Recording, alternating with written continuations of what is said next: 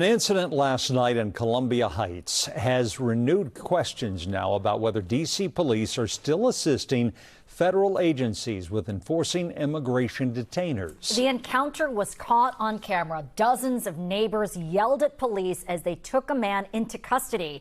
News 4's Mark Segraves has been pressing the Bowser administration for clarity on its policy on immigration enforcement. He has the details of what happened last night. This video shows the crowd that gathered near 16th and Lamont Streets northwest in the Columbia Heights neighborhood last night as D.C. police and federal agents detained a man.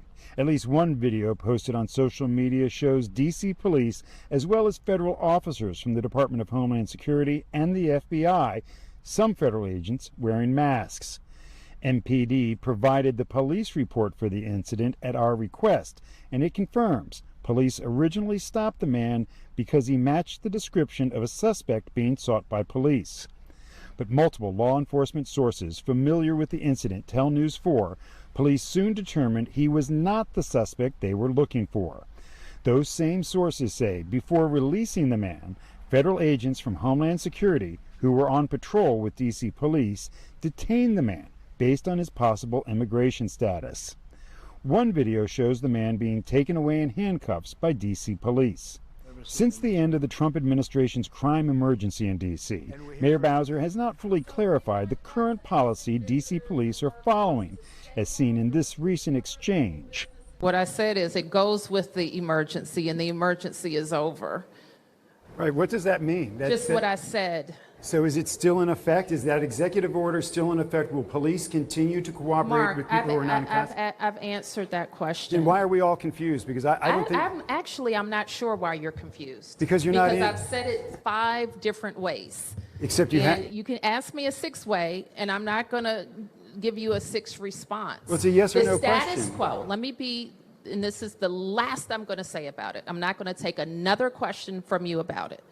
The status quo is clear. It changed before the emergency. The presidential declaration compels the mayor to provide MPD services as requested by the president during the emergency for federal purposes. Immigration enforcement is such a service. Immigration enforcement is not what MPD does. And with the end of the emergency, it won't be what MPD does in the future. Chief Smith issued this executive order last month when the state of emergency was still in effect, directing MPD to assist federal immigration enforcement agencies enforcing ICE detainers. News 4 recently tried to ask the chief if that order was still in force, but she refused to answer. Can you just tell us about the status of that executive order?